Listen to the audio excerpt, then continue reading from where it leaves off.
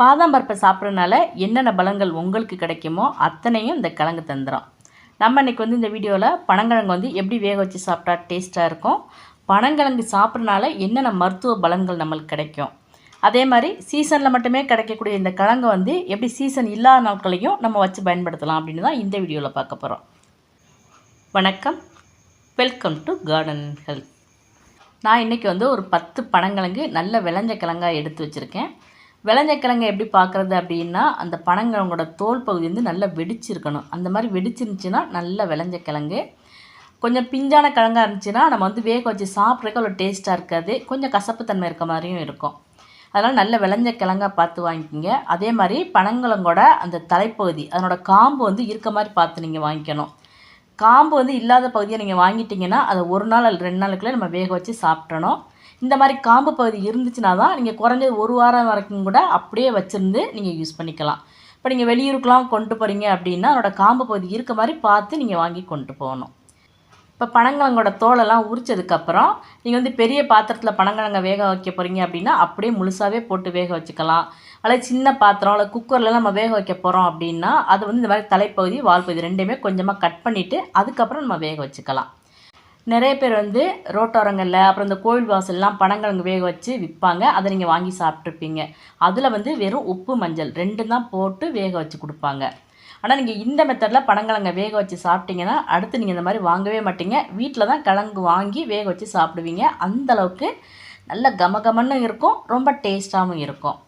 இப்போ அதுக்கான ஒரு மிக்ஸி ஜாரில் வந்து 6லேருந்து 7 மிளகாத்தூள் சேர்த்துருக்கேன். நான் 10 பனங்கிழங்குங்கிறனால இவ்வளோ மிளகாத்தூள் சேர்த்துருக்கேன். அதே மாதிரி 6 பல் பூண்டு சேர்த்துருக்கேன். ஏன்னா வந்து கிழங்கு வகைங்கிறனால நம்மளுக்கு வந்து கேஸ்ட்ரிக் ப்ராப்ளம் எதுவும் ஏற்பட்டுறக்கூடாதுங்கிறக்காக நம்ம வந்து பூண்டு சேர்த்துக்கிறோம். அதே மாதிரி நல்ல வாசமாகவும் இருக்கும்.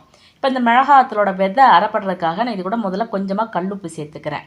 அப்புறம் அதே மாதிரி இப்போ நம்ம வந்து இந்த மஞ்சள் சீசனுங்கிறனால இந்த மாதிரி இப்போ மஞ்சள் கிழங்கு கிடச்சேன்னா இதை நீங்கள் வந்து சின்ன சின்னதாக நறுக்கி சேர்த்துக்குங்க. அப்படி மஞ்சள் கிழங்கு கிடைக்கல அப்படின்னா நீங்கள் வந்து 1 டேபிள் ஸ்பூன் அளவுக்கு மஞ்சள் தூள் சேர்த்துக்கலாம். ஆனால் இந்த பச்சை மஞ்சள் கிழங்கை வந்து நீங்கள் இந்த மாதிரி நறுக்கி அதை அரைச்சி அந்த பனங்கிழங்கு வேக வச்சு சாப்பிட்டிங்கன்னா அவ்வளோ வாசமாக இருக்கும். ஒரு தடவை நீங்கள் ட்ரை பண்ணி பாருங்கள். இப்போ நம்ம சேர்த்துருக்க மஞ்சள் கிழங்கு பூண்டு எல்லாத்துலேயுமே இந்த ஈரப்பதம் இருக்கனால நான் தண்ணி விடாமல் இந்த மாதிரி அரைச்சிருக்கேன். கொஞ்சம் குறைன்னே அரைச்சிருக்கேன். நீங்கள் மஞ்சள் தூள் தான் சேர்க்குறீங்க அப்படின்னா நீங்கள் இது கூட வந்து கொஞ்சமாக தண்ணி விட்டு அரைச்சி எடுத்துக்கலாம். இப்போ நம்ம அரைச்சி வச்சுருக்க மசாலா அப்படியே இருக்கட்டும். இப்போ ஒரு பெரிய பாத்திரத்தில் நான் வந்து அந்த கிழங்கு மூழ்கிற வரைக்கும் தண்ணி ஊற்றியிருக்கேன். இப்போ அதில் வந்து நான் கழுவி எடுத்து வச்சுருக்க அந்த கிழங்கை சேர்த்துட்டேன். இது கூட இப்போ இந்த அரைச்சி வச்சுருக்க அந்த மசாலா வந்து இது கூட சேர்த்துக்கணும். இப்போ அதே மாதிரி நம்ம இந்த தண்ணிக்கும் கிழங்குக்கும் சேர்த்து நம்ம இப்போ வந்து கொஞ்சமாக நம்ம கல்லுப்பு சேர்த்துக்கணும். இப்போ இதை சேர்த்து நம்ம ஒரு மூடி போட்டு மூடி பாத்திரத்தில் நம்ம வேக வைக்கிறோம் அப்படின்னா குறைஞ்சது 3/4 மணி நேரம் வேக வைக்கணும். அப்போ தான் கிழங்கு நல்லா வெந்து நல்லா டேஸ்ட்டாக இருக்கும். அதே சமயம் நீங்கள் குக்கரில் வேக வைக்கிறீங்க அப்படின்னா ஒரு 7லேருந்து 8 விசில் வர வரைக்கும் நல்லா வேக வச்சு எடுத்து வச்சுக்கோங்க. நீங்கள் வந்து இந்த மாதிரி மசாலாலாம் அரைச்சி இந்த மாதிரி பனங்கிழங்கு வேக வைக்கிறீங்க அப்படின்னா குக்கரில் வந்து நீங்கள் வைக்கும்போது மிதமான தீயில தான் வச்சுக்கணும். இப்போ நான் பாத்திரத்தில் ஒரு 3/4 மணி நேரம் வேக வச்சுட்டேன். இப்போ கிழங்கு நல்லா ஆறிடுச்சு.